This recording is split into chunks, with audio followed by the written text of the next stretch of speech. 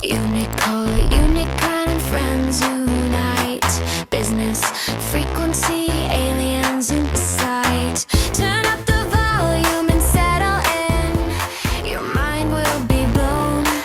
Let's begin.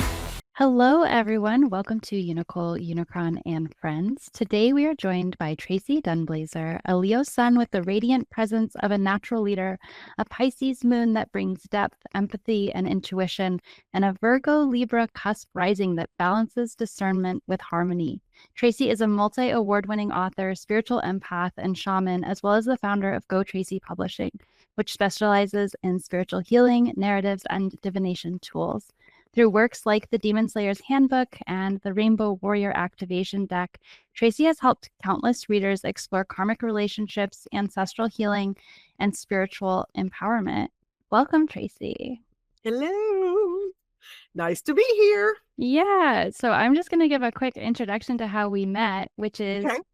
I decided to move to LA from Seattle, and that's a daunting thing. If you've ever thought about moving to LA and you've never even been there before, it's terrifying. And so I was looking at all these rentals and stuff, and I had this budget. I was moving out of like a very decrepit show, like rock punk house in Seattle that was like going to fall down into a ravine at any moment.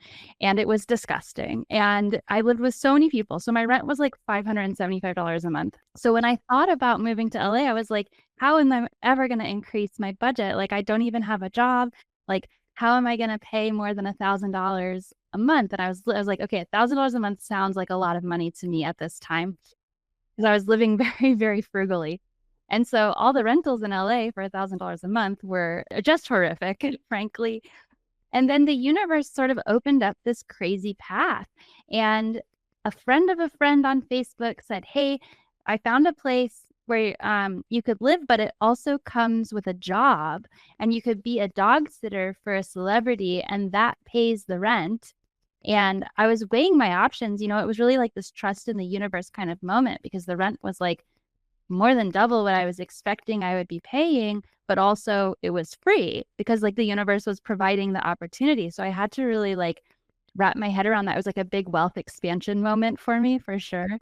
And, you know, it ends up working out, this whole situation, and it's in your back house. And of course, your house is filled with crystals. You have an entire career of being a spiritual person, and we're just so aligned. And I just like, I love how the universe just like magnetized me to you, and like I'm just so grateful to the frequency that you are holding, and for trusting in me, coming from not having, I didn't even have a job when I first moved there. You just trusted your intuition too. So it all ended up working out.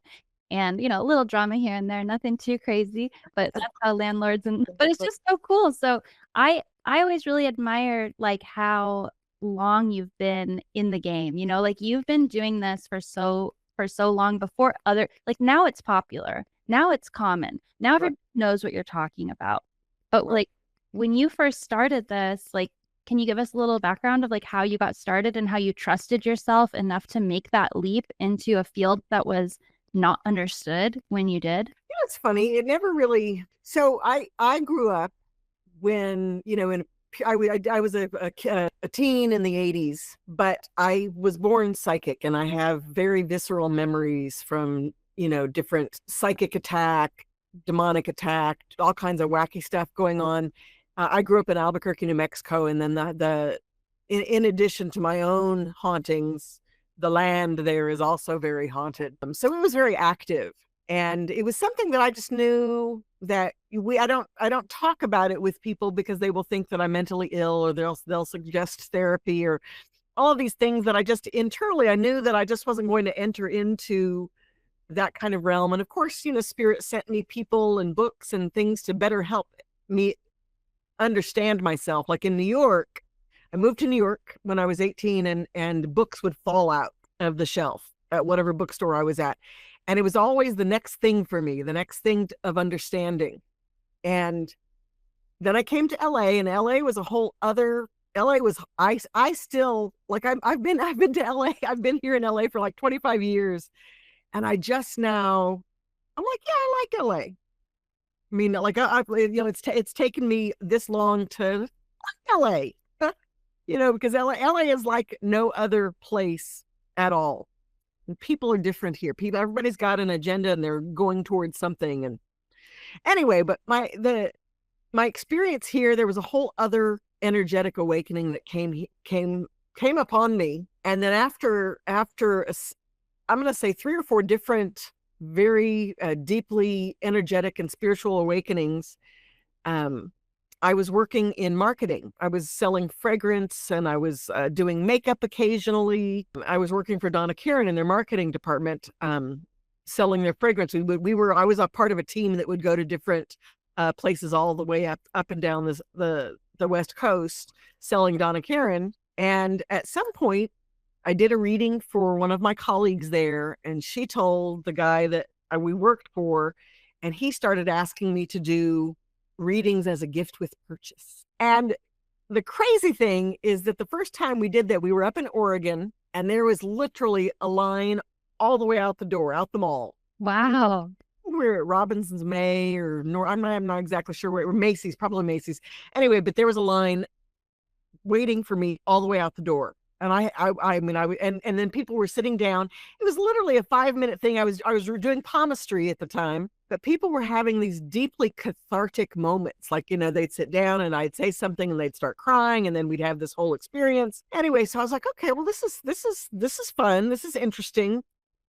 And then maybe 2 months after I had done that a few times, my job went away and the company sold. And I was like, oh, okay, well, I guess I'll do this. And that's what it became. And I found 2 bookstores, and for a year, my first year in the biz, I worked every day for a year straight, 10 to 12 hours a day, sometimes privately, mostly in the stores.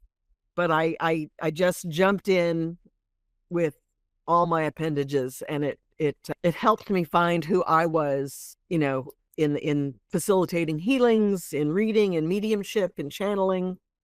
Yeah, that's amazing.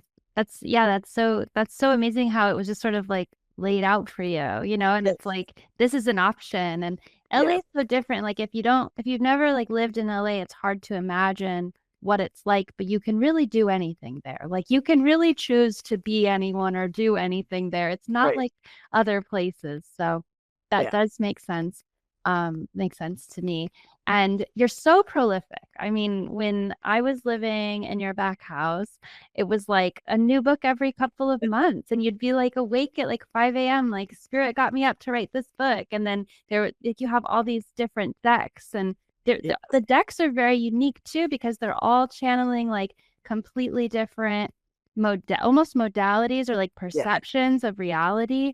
So do you want to just talk about like how you channel and how you prioritize and how you're like so prolific? Well, it started in 2014 is when I started or 2015. 2015 is when I started the publishing company.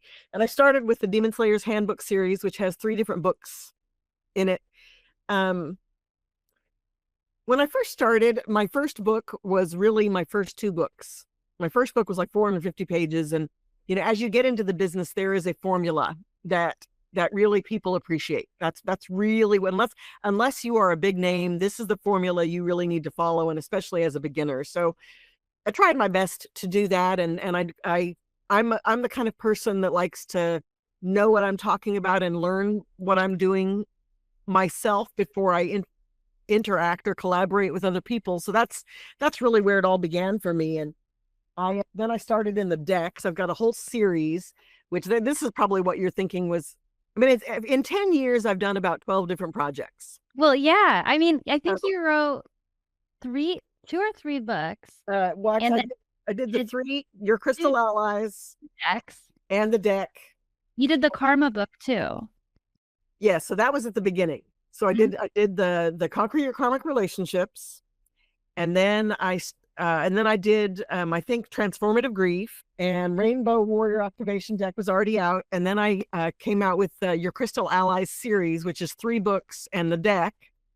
And then my latest, which I'm very excited about, is called Oracle of the In-Between, and it's all about addressing those times, places, essences, experiences that are in between, like dawn, dusk, midnight, and noon, Yeah.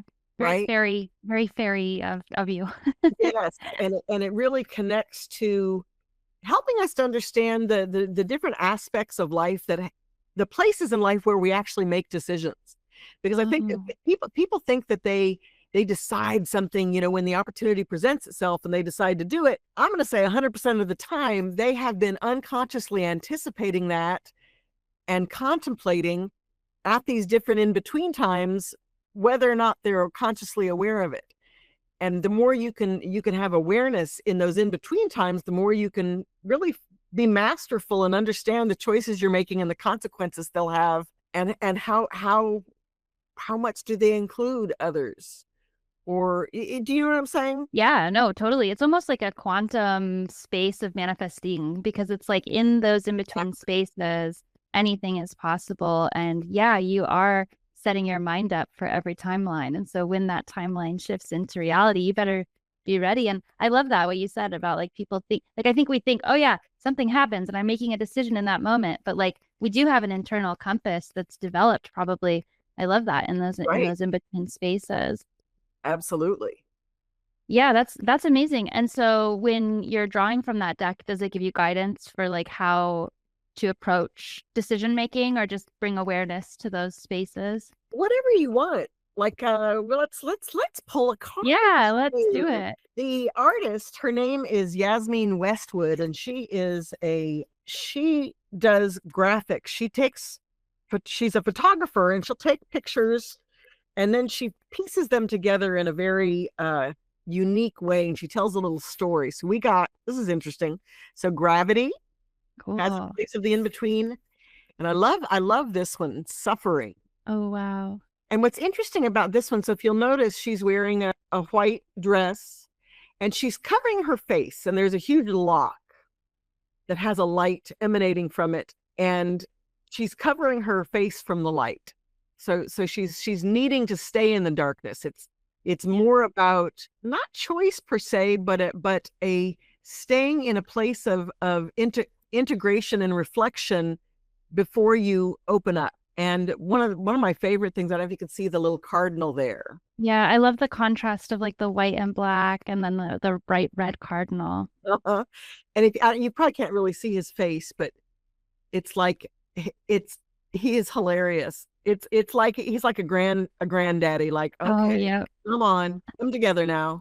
And then gravity has to do with how we hold on to things and how things hold on to us, how we attract things, how we repel things, but it's our relationship to our give and take. And so I'm going to read in the book. Let's see, we'll start with gravity, but I'll read just a little snippet so you can have a little bit of an understanding of how in the book I talk first about the dynamic of gravity, and then I talk about the divination meaning, right? So there's two ways to apply it. You can talk about the essence of this, which is an indication of what's going, like, if here, anyone who's going to see this, there's a connection for them around gravity, about what they're attracting, what they're repelling, what they're holding on to, what they need to let go of. Gravity, the tagline is your heart is your connection to the collective consciousness. And I'll read the first paragraph. The indelible force that pulls you forward, the vibrations you send out into the world, acting as a call to action, your deep and abiding resonance with Mother Earth that keeps your feet tethered while your heart and mind are free to explore the cosmos. These are all the essence of gravity, right? So we're going to take that idea of gravity to really understand where do we find empowerment in that? Because in gravity, our awareness is our empowerment, right? Because it's our vibration that's manifesting and drawing to us whatever these things are, or it's attaching us to certain things. And then we're going to connect that to suffering, card number 31. Suffering births the awakening of our most brilliant light. We as a culture can now begin to recognize the state of pain, agony, distress, or hardship as a transport to higher states of consciousness. When we suffer, we fully experience our burdens on any level, whether they're physical, mental, emotional, or spiritual. The significance of the weight we carry is magnified by the change that becomes necessary, right? And it's very interesting that the idea of suffering and gravity are very similar and very connected, because it's the weight of what we're carrying that is also creating the force of how we, what we're attracting, Totally. and the speed with which it arrives. So that's just a little taste. That's And beautiful and very profound. I feel like, anyone who's listening in or watching this is going to have a different relationship to those ideas. And it's nice to have that sort of other like version of it, not just like, oh, suffering's bad, or like you need to get out of suffering as fast as you can, but like this is an in-between space, and like gravity is this also like the give and take. It's not just like one single force that, like, we always just think of the earth having gravity, but we don't really think of like the electromagnetic pull of everything else, right. Yeah, really awesome. And then what I think is like hard for someone who's just coming into your world to understand is how different each of your decks and each of your books is. Like the Karmic Relationships book, I think, was really profound because of when it came out. It came out during a time of like a lot of cultural unrest. A lot of people were really thinking about these things.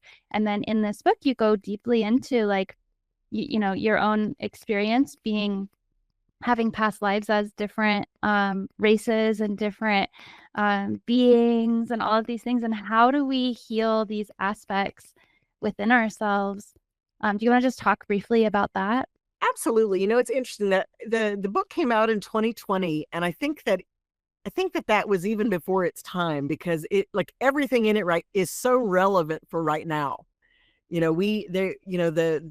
Everything that is going on right now, there is just a deep global conflict, and every human being is having this awakening, whether or not they want to. They are opening up to a deeper reflection of who they are, where they're at, what they want, what is real and what is not. And in Conquering Your Karmic Relationships, when we talk about relationships, this is talking about our relationship, say, to our resources, or our relationship to food, our relationship to people that we know, our relationship to people that we don't know, our relationship to love and sexuality, creativity. One of the chapters is our relationship to hatred and authority, right? It's because we have a relationship to these things, and these are the foundations that express the values that we project on other people and to other people and for ourselves, right? What's going on politically right now is less about being political and more about being humanitarian. It's about how willing are you to accept the deepest, most hidden, ugliest parts of yourself. This podcast brought to you by Unicole. Feeling out of place? Maybe it's because you're not from here. Unicole is the home for starseeds, seekers, and dreamers. Come find your family, your purpose, and your power. Join Unicole.com. We're waiting for you. I mean, from my perspective, that's what it is too. It's Absolutely. And any shadow worker, anyone who's really trying to integrate these aspects, and any kind of, violence that you have against yourself or other people is coming Right. from some place, whether it's learned in this life or potentially in past lives. Right. Yeah, it's so interesting. And I love the art in that book too. I found it to be very compelling.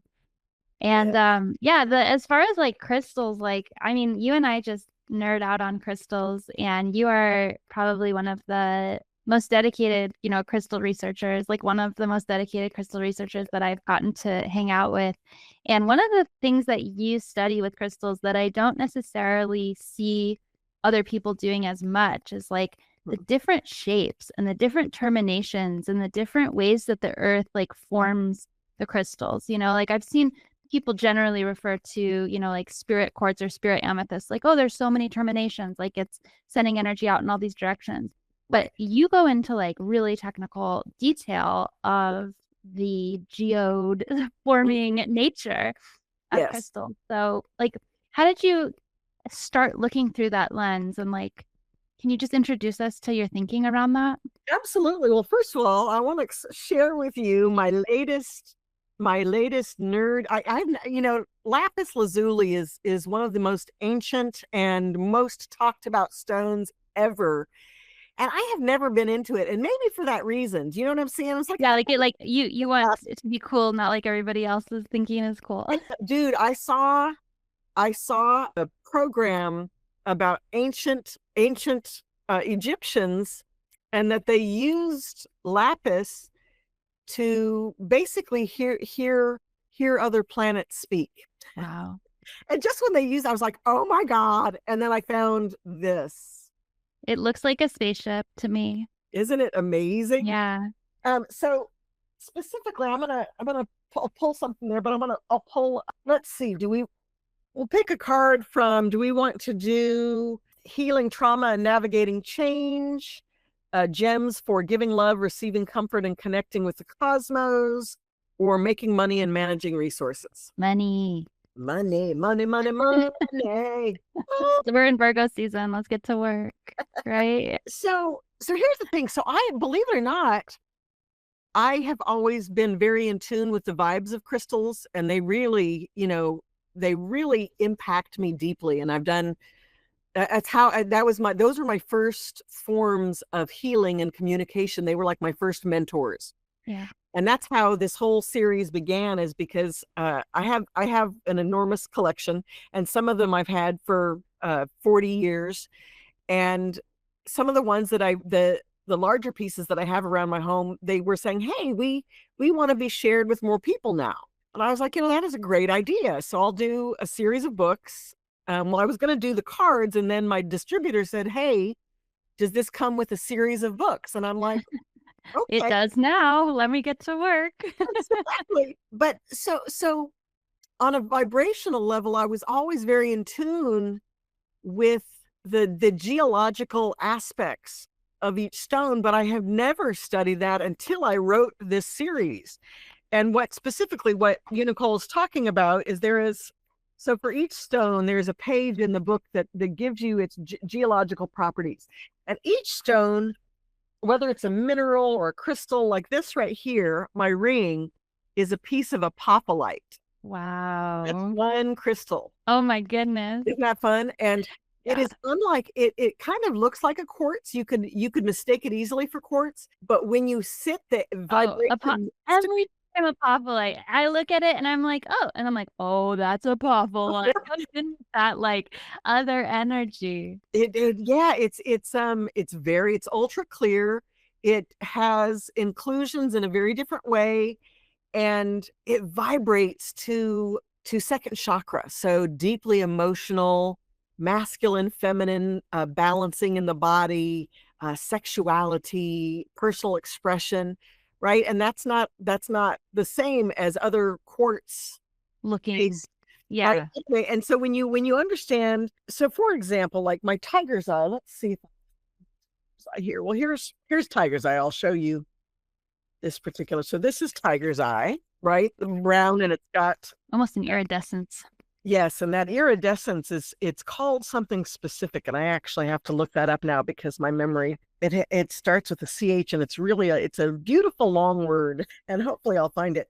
But it's actually whatever the stuff is called, it is actually made with not lead. Iron? No, it's basically another crystal form that they are striated like little needles. Oh my goodness. They are little needles, and they're asbestos. Okay. So tiger's eye is shimmery because of asbestos needles? Yes. Great. Exactly. I know, right? I had no idea. And so tiger's eye is one of those stones that you don't necessarily want to, crush up into powder. Right. It's not. Sure. Well, asbestos, exactly. Anyway, so its chemical composition is, of course, a silicate. And it's got a trigonal formation. And so it's like multiple triangles repeating over and over and over again. And then in the striated fashion, so if you were to break it into pieces, it would break down into those little shapes. And every stone is different. Every stone has its own. Anyway, and so the more I began to learn how crystals are formed, right? They're often pressure heat, silicates in water over and over, depending on how much sun or how much heat and pressure or how much darkness they're formed in. Here's another one. This is one of my current favorites. This is called pink aragonite. It's beautiful. It is, and pink is very. It almost looks like an agate in the lines, but the vibration, it almost feels waxy. It's closer to like a calcite than it is what you just said. That's so funny. My memory. Oh, an agate. Yeah, for sure. No, I totally get it. And the crystals will wipe your brain too. As soon as you get into their field, sometimes you'll be like, who am I? What just happened? If you're sensitive, like, you know what we're talking about. For a while too, you were getting into glass and different glass. And I'm wearing my moldavite today. And you know, that's like a glass technically. Yes. It's so freaking powerful. And what were those big pieces of glass you were collecting? Andaras. Yeah. Let's see if I can there. I don't know if you saw this one. Can you see that? Oh yeah. If you see, it's a giant, beautiful emerald green flame of light. If you're not watching the video. Yeah, they're these, and there's just it's like being like crystals are people, and I don't know how to describe that to people who don't understand, but when you are sensitive and you sit with them and you feel into them, I mean, they are just such magical friends. So it's awesome you made a deck and you've got those books as well. How does Tiger's Eye in particular help us with money? Just as a question. So Tiger's Eye, well, it instills courage. It instills the energy of perseverance to continue to move forward. Like how one makes money, how they manage their resources is by being aware, paying attention to what they're doing, changing habits that don't serve them, right? So if you're a person that feels your wealth by spending a lot of money or spending beyond your means, right? That's something that's good until it's not good, right? You can do that until you gain the sense of confidence of your sense of value or your values, but eventually it's not sustainable, right? So Tiger's Eye is a stone that helps you transition and better organize and ground into what is needed at the time. It's also a good attraction stone to bring you a new job, new innovation, new ways of seeing your job or your work or your purpose, right? It can address who you are and where you're at on any level. That's amazing. Yeah, I had a boyfriend who was a total space cadet, and he wore a necklace of Tiger's Eye. Yes. And if he ever took it off, he would float away. Yeah. You know, and it was almost like a collar. Like I'd be like, put it on, like you come back to earth. Exactly. It was incredibly powerful for him. Yeah. That was really magnificent to witness. Crystals are just amazing. I really love them, and it's so important. I've got big pieces outside my door, and I know you do too. And it's just the vortex that you create. I live in pretty close proximity to my neighbors, and I know our neighbors were like, oh yeah, the witches live over there. Yes, So yes, we do. we sure were holding it down. Gosh, yeah, the crystals wiped my brain again. What else was I gonna say? Well, Oh, go ahead. Yeah. I was gonna say I'll jump in here because so like the deck that I created, I want to share a little bit about this. Oh, here, this is a big Andara. Oh yeah. Oh, I love it. Well, there's two things I want to share. First of all, about moldavite. Oh my God. I have tried 20 times to own and utilize moldavite.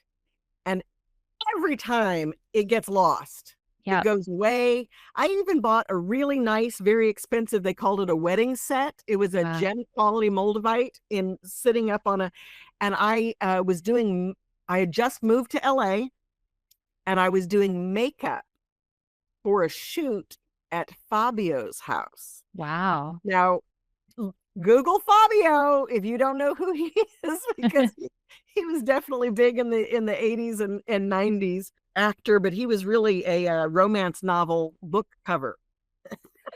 He totally was.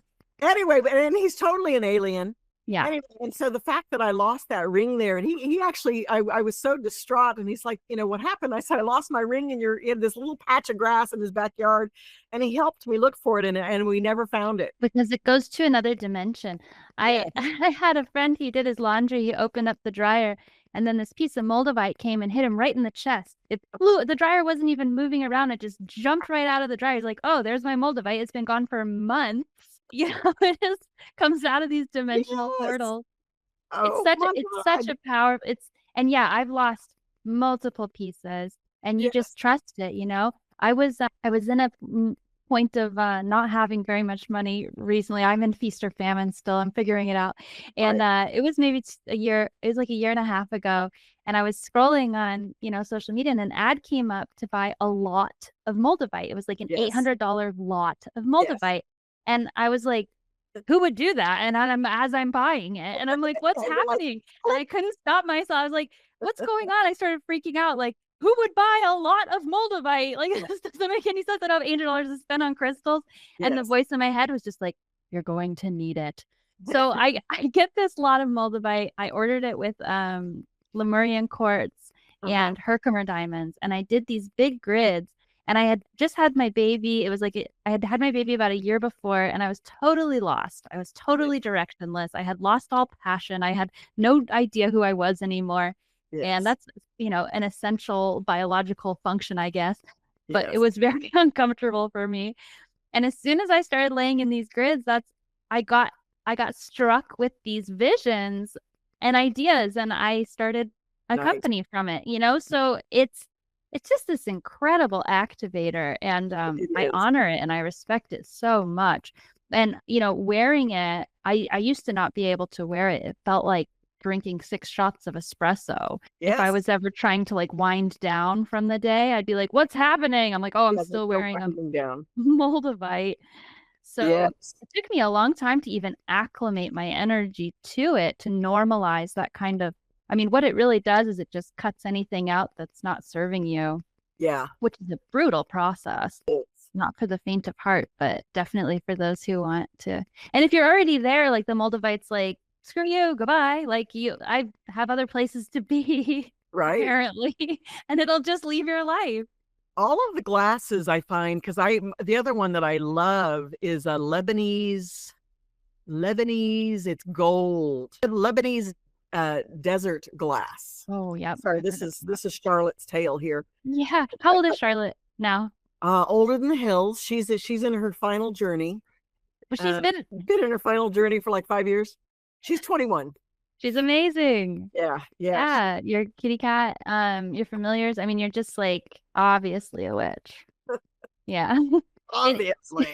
in the highest praise possible. Exactly. Yeah. So working with the glasses, they have the vibration and the experience is so subtle, and it is so powerful. Like when I was writing, I use Andara in this book, in Your the crystal allies. Alma. And I started out with, I wanted to use that as the first chapter, but I started to write it and I'm like, I'm not ready to write it yet. So finally I had to go away. I went to Palm Springs, and I don't know if you've ever been to Indio, 30 minutes away from Palm Springs. Recently I went out there and it was like everything was erased for like 4 days. Wow. I came back it was a whole thing. But in the experience of writing about the Andara, there's a whole story, and there's if you look deeply for it, there's some research out there. But it really has come on the scene, started in the 70s or in the mid 60s. It was revealed, but it helps us to understand the multidimensional world, our intergalactic comrades. It helps us understand how things, that we have this illusion here that everything that we experience here, it already exists. It's been here forever and nothing new will ever come. But in fact, there are multiple dimensions out there of other stuff that we aren't yet at the vibration to attract, use, or appreciate. See, yeah. Right, exactly. So when I was working with this Andara, I couldn't put together the chapter, so I took a nap. Yeah. I put all the Andaras around me. I laid down and I fell asleep, and then it started channeling in, and then I woke up and wrote it out. And that was the only way I was available at that time to receive the message of it. It was so intense. Yeah, that makes total sense. And I've definitely had similar experiences. One of the one of my favorite memories is getting in your car and you're giving me a ride to Costco or something. And you had in your car a silver box. It almost looked like an instrument box or something. And inside was like a crystal kit. And it was just like you're riding around like ready for like anything with your crystal kit. Yes. I know you did some work with like exorcism. Like, let's talk ghosts because that's a whole other part of your work that's so interesting. And I know you go down to the South every year and you just do your work there as well. Yeah, I am. So you're thinking of my go bag. Yeah, It's your crystal go bag. my crystal go bag, and I do a lot of house clearings, and so I'll go to a space, and I use the crystals for that purpose, to set up a grid there, to rework the energy first to read the energy, understand what's going on there, and then rework, be the facilitator of whatever changes can be made. But most of all, when we have ghosts, and everybody does to some degree, whether or not they're aware of them, they have a story to tell, and they're here because they are unexpressed, and so they need for us to assist them in their expression. Right? They're there, and it's purposeful, and so that's the most important thing I think that people need to really understand. Healing doesn't have to be complicated. Dolphin Technology designs wearable frequency devices that work with your body's natural energy to restore balance, clarity, and vitality. Built with crystals, magnets, and resonance circuits, our pendants are the future of wellness. Feel the difference at dolphintechnology.org. You helped me with the ghosts at my house in Georgia, and they didn't bother me too much, but they were just very opinionated. And they made judgments on people. And if they judged you to be worthy of torment, they would touch you, spook you, and scare you. And like the lights flicker and stuff. And if they liked you, then it was just like, they asked me to sing more. And they just really wanted more children around. And like they wanted to be there. So your advice, I'm trying to think, how do I ask them to leave? And it's like, well, I just got there. They've been there for hundreds of years.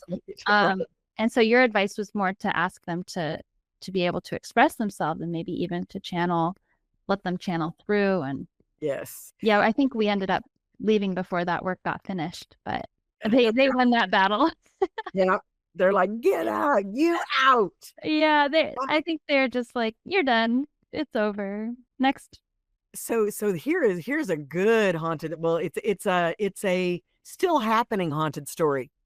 So I live in a little town called Pasadena in north of Los Angeles.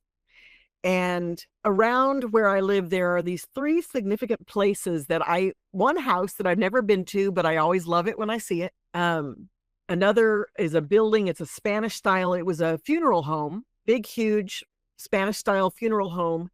And then Mountain View Cemetery, which is up in Altadena, just like a mile away. All of those are within a mile of each other. Sorry, I have my cat is just got cat hair around my nose. I'm so sorry. Anyway, so there are these three buildings, and I had mentioned, my friend and I were driving by this one house, and I'm like, I just love that house, or I'm attracted to that house. I don't know that because it's deep.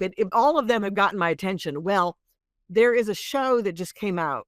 I guess it's on HBO Max. It's a documentary called The Mortician. And as it turns out, the mortician, the Lamb family, owned that house, ran the funeral home, and ran a crematorium up at Mountain View.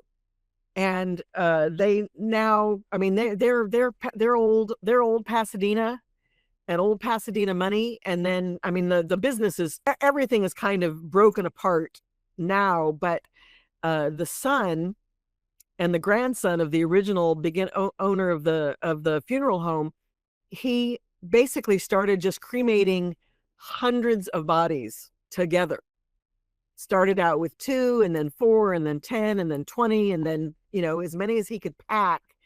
Anyway, that's against the law. If people don't know that, obviously you cremate one body. Sounds concerning. Yeah, he's just trying to save on costs, or what? He's a freak. He was a freak. He was trying to make money. He's if you watch, he admits to committing murder, but he also knows that there's no way that they, like, he does it so subtly that there's nothing that they can Right. hold Right. against him. There's no evidence. Crazy. But You're he looking into like the justices and the ghosts and the yes. And the whole point is that this, I was like, oh my God, because all three of those places have always just shouted to me, and especially that mortuary. In fact, it came up for sale and I wanted to buy it, but I was like, I know that there's so much work there on every level. yeah, And now I understand why, because people, totally. their cremains, they, oftentimes, sometimes, not all the time, oftentimes by the time a body goes to be cremated or buried, the spirit has gone. Yeah. That is not the case all the time, Right. right? And this guy was doing all kinds of John Does from the LA City Morgue. People, they were shipping them in from places. Well, yeah, you'd have to get that many Yes, people together. dude, it was crazy. Anyway, but so I'm praying for them. I don't Now know. you're made aware. Like it's all so divine, isn't it? That you're like Yeah. in that area. You've been made aware through HBO randomly, like, Yes. and you've already had that connection. You can start putting the pieces together. Yes. Yeah, the history of Pasadena and Altadena, the occult history is so rich. It is. It is packed with awful shit. Well, just crazy. I mean, yeah, like Scientology had a big presence there, and then Jet Propulsion Laboratories and like all of that drama with Yep. Crowley, and they're trying to make moon children. And I saw a tweet the other day. It said like all of the rockets that are going off into space, like all of NASA and SpaceX, they're all like actually complex sky god rituals that we just aren't really like totally privy to. And Right. you never know. I mean, like if the Right. fact that like jet rocket science like has such deep occult history Yeah. really makes you wonder. Yes. Yes. It's interesting. The tenant that moved in after you is a geologist that works at JPL. Oh yeah. It's all it's Isn't that crazy? and of course it's connected, like if I was attracted there and I'm, a pop star cult leader, like what do I have in common with a geologist who works? Of course it's all connected. So Exactly. yeah, it's just amazing. I know Einstein lived there for a while, Octavia Butler, like it's just this center of energy, and it's like Yes. not even really well known. Like people know about all these people, but they don't, I think, understand what a Yeah. center Pasadena, Altadena is for all Right. this energy. So it makes sense that you're there and that you've been called to hang out for 25 years. Do you think you'll stay in the area? I do. Yes, I don't ever see selling my house. I do see myself moving at some point. I'm not quite sure where. I troll houses. Old, Oh, old cheap houses. We both love that. Yeah. That's always fun. And then tell me about your channeling that you've been doing. Well, it started, a friend of mine said, I'm doing this event and we're going to be channeling the ant people. Can you do that? And I'm like, yes, I can. That's how things always start for me. And so I, it was so funny. The first night I was like, you know what, let's start with a dream. Give me a dream about, connect with me, whatever, how we need to do this. And it was a dream of ants all over my body. And I was like, and then it was a big joke. It was like I had to kind of get over that and this illusion of who the ant people are, Right. because they're not really Love ants. that. They're not actually ants, but they a being named Keza came into my consciousness, and it's they are non-binary, sometimes very feminine, sometimes very masculine. And I've been since I guess this started in maybe March. Since then, I channel every day or every other day. I'm expecting to do a book about put a book out about the information that's coming through. But it really, the context of the information coming through is starting to really contextualize the information that you have. And like, how can you, like, beginning to understand things on a deeper level by connecting them to how they bring us all together rather than how they separate us. Like the idea of hate. Hate is not something that we do to other people. hate is a glue that keeps us attached to things that we fear in ourselves, right? So Very profound. Yeah. right. And so so every channeling that I do with Akeza is more subtly help. The purpose is to show the subtle shifts in perspective that awaken a whole new connection, not only to you, but to help you connect to other people and to recognize that, of course, we are not alone here. I mean, duh, Yeah. but I mean, look around at the ants. right. We are starting to, there's going to be an intergalactic visitation very soon. Everybody's talking about it, but it's going to be something that's so big that it can't be hidden. It can't be denied. It can't be pretended that it's something else. And it's not going to be bad. We're not going to be attacked. It's not going to be this big, ugly, fearful thing that people want it to be. But at some point we have, every person has to deal with their own biases about themselves, other creatures, other humans, right? We can't even move on to what the universe has to offer us until we can. With ourselves. Exactly. It's So so true. the challenge Oh, of accessing that information. that's really exciting. Yeah. And, just living near you, we got to do a lot of like rituals together, like full moon, new moon rituals. And also I got to eavesdrop on your coaching sometimes. You'd sit outside and I'd just be walking to my car and I'd hear these like just wisdom bombs, about, I heard one, there's a few that like really I'll hold on to forever that just like Oh, really stayed with me, which is like, one of them was like, you have to look at all of your bills. You have to look at all of your finances. You have to, because your energy body is attached to all of those things, like your debt and your money. And it's like everything that you yes. actually, you have to hold on to the frequency of all of it. You have to hold Yeah. it. And so I overheard you say that and I was like, ooh, that's a really good point. And that shifted my understanding of like how money operates energetically in our Yeah. bodies, in our energy systems. And then another one that really, I think, is very profound, and I feel like people still haven't caught up to this, because, a lot of times I'll hear something and then a year later everyone will know it somehow, and it's Right. it's just amazing how fast Yes. we're progressing.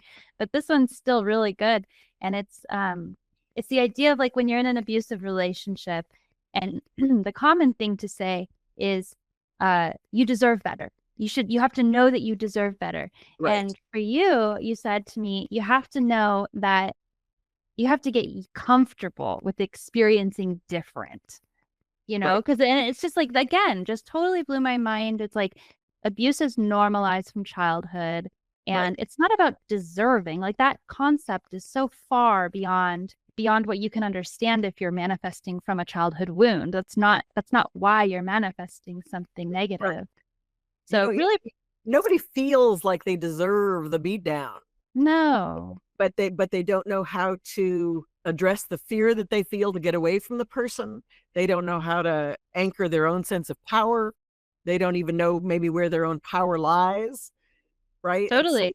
I mean, one of the things I learned from my own experiences is that I have a part of myself that developed in response to abuse, and that part doesn't exist if I'm not being abused. So if I want to exist Right. in that way, I need to be being abused so that I can exist. So yeah, it's just such profound work, And so you do offer like coaching services, and I know that you do work with authors and other creators of like card decks, and like what you said earlier about you should follow a formula. Like if someone's listening and they have a book idea and they want to get it published, how do they work with you, or how do they have you as a spiritual coach? So they can go to Be a Slayer, BEA Slayer.com, that or GoTracee Publishing. I actually now have GoTraceePublishing.com, but they're both the same. To check out, you can contact me through that website if you are interested in creating a project, because I do publishing, and I have publishing services to help you all the way along with your own product. And then I'm also the president of the Coalition of Visionary Resources, and we're a trade organization for the mind, body, spirit marketplace. So I do a lot of spiritual entrepreneurship, coaching, and that kind of stuff. And then I love doing spiritual work, psychic work, shadow work, whatever somebody needs. I try to meet them where they're at, and I really enjoy doing that as well. So I still do it. And you can find all of those services at TraceeDunblazier.com, and that's Tracee with 2 E's. Yeah, thank you so much for your work and just for, holding it down. And what does it feel like to just see the world sort of like manifesting around you? Like it feels like you're creating it, right? Like you have followed this and it's like now everybody's talking about this. People know what all these concepts are. Like, Right. it's obviously a co-creation, but do you feel like happy or like, because sometimes for me, I feel a little like, whoa, That is is this, is reality real?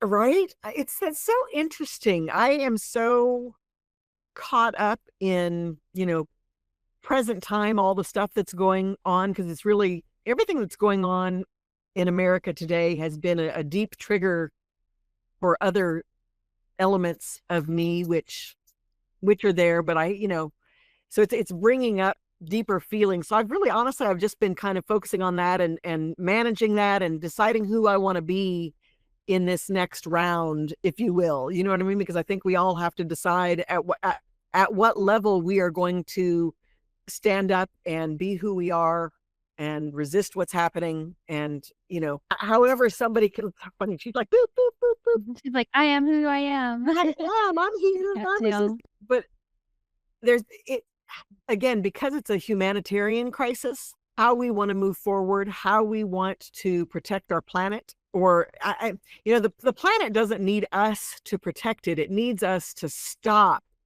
hurting it.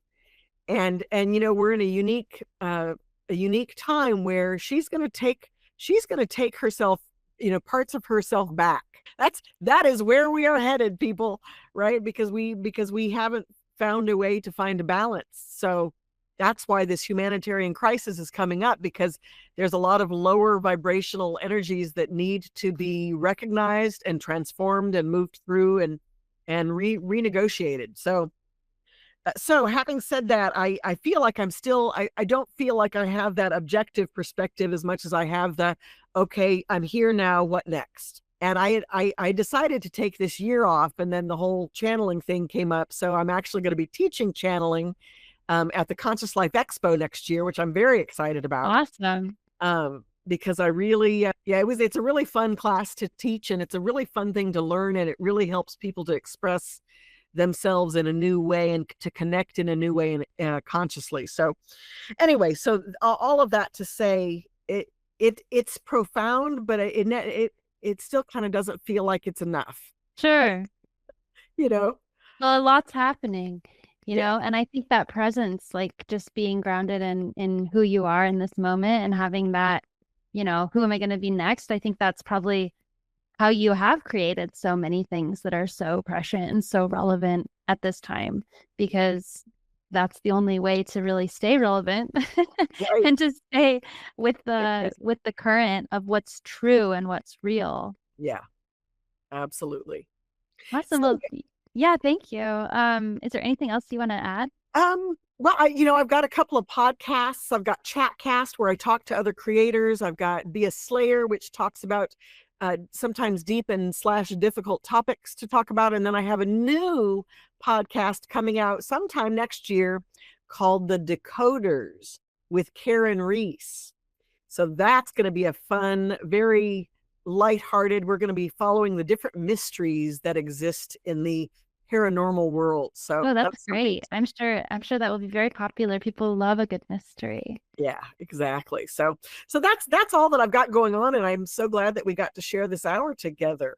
Yeah, same. What's your social media handle if people want to follow you? At GoTracee on TikTok, Instagram, and yes, I still have a Facebook. So there. Amazing. Thank you so much, Tracee. Thank you very much.